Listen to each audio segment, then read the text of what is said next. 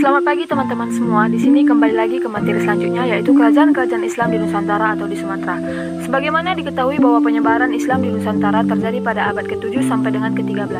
Sepanjang perjalanan sejarah masuknya Islam ke Nusantara, terdiri beberapa kerajaan Islam, baik itu di Sumatera, Jawa, dan Sulawesi. Beberapa kerajaan Islam di Nusantara yang pertama yaitu Kerajaan Samudra Pasai. Penguasaan Samudra Pasai terdiri dari dua dinasti. Yang pertama, dinasti Merah Hair.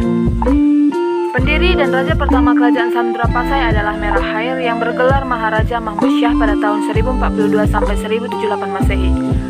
Kemudian disusul para penggantinya yaitu Maharaja Mansur Syah pada tahun 1078 sampai 1133 Masehi.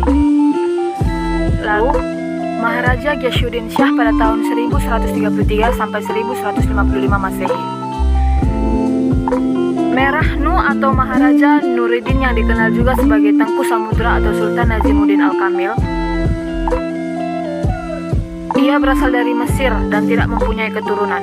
Kedua, dinasti Merah Silu. Merah Silu bergelar Sultan Malik Al-Saleh pada tahun 1285 sampai 1297 Masehi. Ia adalah keturunan Raja Perlak di Malaysia sekaligus merupakan pendiri kedua dinasti kerajaan Samudra Pasai. Rangka memperkokoh hubungan dengan kerajaan Perlak, ia mempersunting putri Raja Perlak yang bernama Ganggang Sari. Para penerus Merah Silu atau Sultan Malik Al-Saleh adalah Sultan Muhammad Malik Jakir, Sultan Muhammad Malik Jakir, Sultan Mansur Malik Jakir, Sultan Ahmad Malik Jakir, dan Sultan Zainil Abidin. Sultan Zainil Abidin adalah penguasa yang paling aktif menyebarkan Islam sampai ke Pulau Jawa dan Sulawesi, dengan mengirimkan para mulbagi seperti Maulana Malik Ibrahim dan Maulana Isa. Bukti kemakmuran kerajaan Samudra Pasai adalah adanya cerita dari Tome Pires atau seorang pengembara asal Portugis, mengatakan bahwa pada saat itu sudah ada mata uang drama.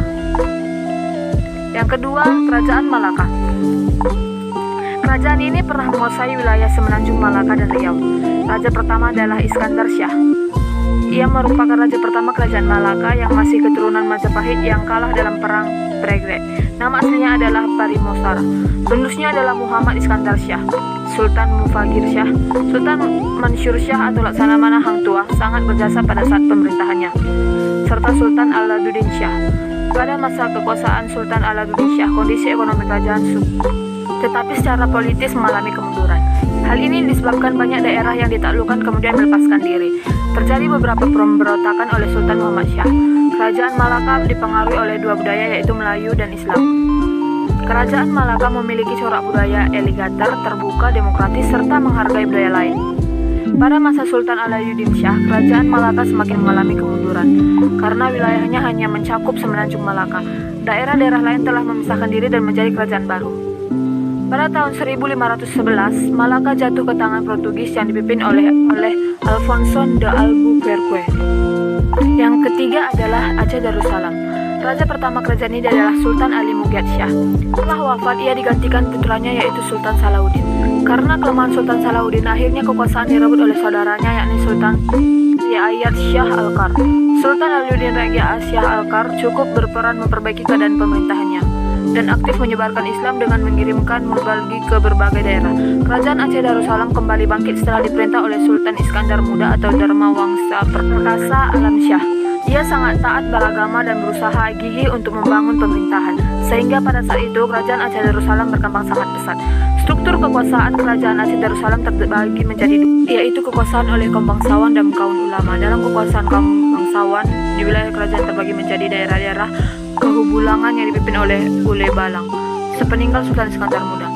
Kerajaan Aceh Darussalam dipimpin oleh menantunya yang bergelar Sultan Iskandar Sani yang naik tahta pada tahun 1636.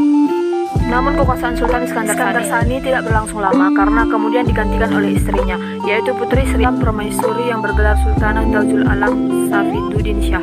Selama 59 tahun berikutnya, Aceh Darussalam diperintah oleh para ratu. Sepeninggal Sultan Iskandar Muda, terjadi perpecahan antara kelompok dalam masyarakat, yaitu golongan ulama atau tengku dan atau teuku. Penyebabnya kaum bangsawan dianggap terlalu dekat dengan penjajah Belanda. Selain itu, perpecahan juga disebabkan perbedaan paham keagamaan yaitu antara Islam Syiah dan Islam